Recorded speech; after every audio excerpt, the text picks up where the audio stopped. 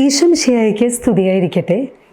ഇന്ന് ന്യായാധിപന്മാരുടെ പുസ്തകത്തിലെ 16-ാം അധ്യായത്തിൻ്റെ 2-ാമത്തെ ശീർഷകമായ സാംസന്റെ മരണം എന്നത് നമ്മൾ ഇന്ന് മനസ്സിലാക്കാൻ പോകുന്നത്. തങ്ങളുടെ ദേവനായ ദാഗോന് ഒരു വലിയ ബലി കഴിച്ച് സന്തോഷിക്കാൻ ഫിലിസ്ത്യ പ്രഭുക്കന്മാർ ഒരുമിച്ച് കൂടി.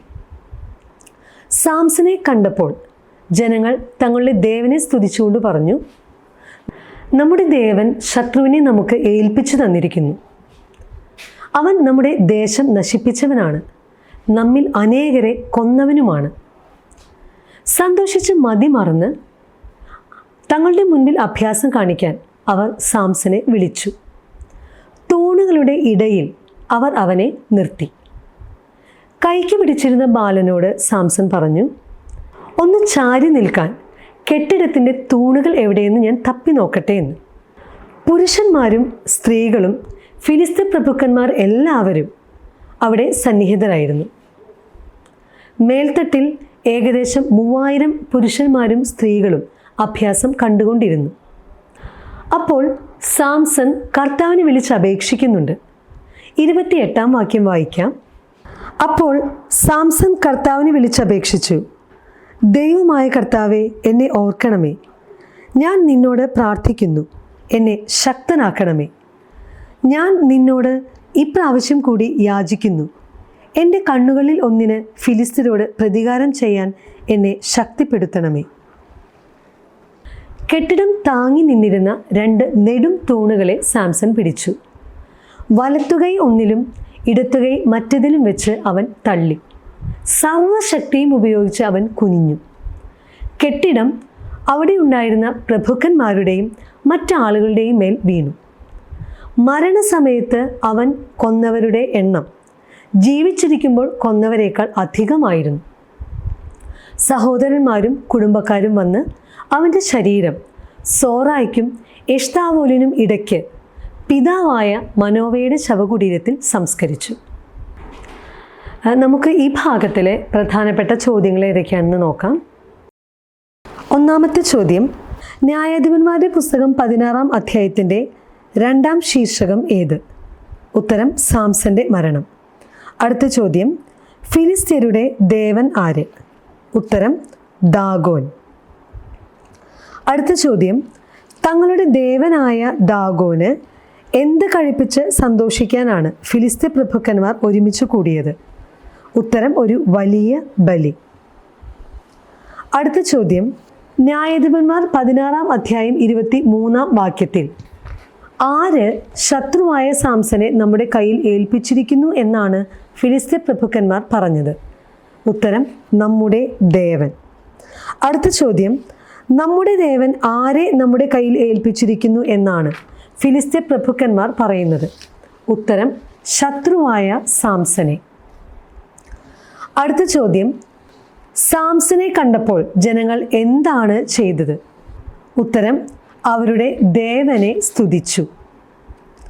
അടുത്ത ചോദ്യം, നമ്മുടെ ദേവൻ ആരെ നമുക്ക് ഏൽപ്പിച്ചു തന്നിരിക്കുന്നു എന്നാണ് ജനങ്ങൾ പറയുന്നത്? ഉത്തരം ശത്രുവിനെ. അടുത്ത ചോദ്യം, ആര് നമ്മുടെ ദേശം നശിപ്പിച്ചവനാണ് എന്നാണ് ജനങ്ങൾ പറയുന്നത്? ഉത്തരം സാംസൺ. അടുത്ത ചോദ്യം, സാംസൺ അവരിൽ അനേകരെ എന്തു ചെയ്തവനാണ് എന്നാണ് ജനങ്ങൾ പറയുന്നത്? ഉത്തരം കൊന്നവനുമാണ്. അടുത്ത ചോദ്യം, ന്യായാധിപന്മാർ 16-ാം അധ്യായം 25-ാം വാക്യത്തിൽ സന്തോഷിച്ച് മതിമറന്നു എന്ന് പറയുന്നത് ആരെപ്പറ്റിയാണ്? ഉത്തരം ജനങ്ങളെ. അടുത്ത ചോദ്യം, ഫിലിസ്ത്യ ജനങ്ങൾ അഭ്യാസം കാണിക്കുന്നതിന് ആരെയാണ് വിളിച്ചത്? ഉത്തരം സാംസനെ. അടുത്ത ചോദ്യം, തങ്ങളുടെ മുൻപിൽ എന്ത് കാണിക്കുന്നതിന് സാംസനെ വിളിക്കുവിൻ എന്നാണ് ജനങ്ങൾ പറയുന്നത്? ഉത്തരം അഭ്യാസം. അടുത്ത ചോദ്യം, അഭ്യാസം കാണിക്കുന്നതിന് സാംസനെ അവർ കൊണ്ടുവന്നത് എവിടെ നിന്ന്? ഉത്തരം കാരാഗൃഹത്തിൽ നിന്ന്. അടുത്ത ചോദ്യം, അവൻ അവരുടെ മുൻപിൽ അഭ്യാസം പ്രകടിപ്പിച്ചു. ആര്? ഉത്തരം സാംസൺ. അടുത്ത ചോദ്യം, കാരാഗൃഹത്തിൽ നിന്ന് കൊണ്ടുവന്ന സാംസനെ അവർ എവിടെയാണ് നിർത്തിയത്? ഉത്തരം തൂണുകളുടെ ഇടയിൽ. അടുത്ത ചോദ്യം, ന്യായാധിപന്മാർ 16 അധ്യായം 26 പ്രകാരം ആരാണ് സാംസന്റെ കൈക്ക് പിടിച്ചിരുന്നത്? ഉത്തരം ബാലൻ.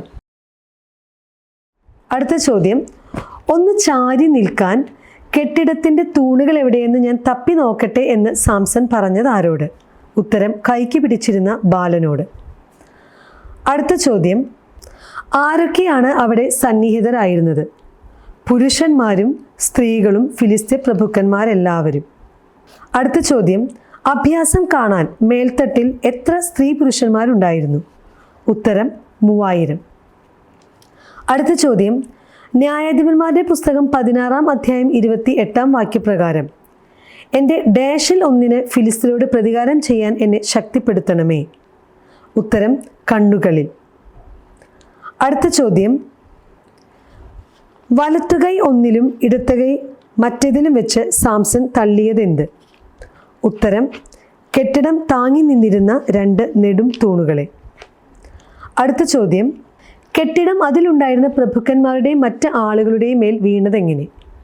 ഉത്തരം സർവശക്തിയും ഉപയോഗിച്ച് സാംസൺ കുനിഞ്ഞപ്പോൾ. അടുത്ത ചോദ്യം, മരണസമയത്ത് അവൻ കൊന്നവർ എന്തിനേക്കാൾ അധികമായിരുന്നു എന്നാണ് പറയുന്നത്? ഉത്തരം ജീവിച്ചിരിക്കുമ്പോൾ കൊന്നവരേക്കാൾ. അടുത്ത ചോദ്യം, ആരാണ് സാംസന്റെ ശരീരം കൊണ്ടുപോയത്? ഉത്തരം സഹോദരന്മാരും കുടുംബക്കാരും. അടുത്ത ചോദ്യം, എവിടെയാണ് സാംസനെ സംസ്കരിച്ചത്? ഉത്തരം സോറായ്ക്കും എഷ്താവോലിനും ഇടയ്ക്ക് പിതാവായ മനോവയുടെ ശവകുടീരത്തിൽ.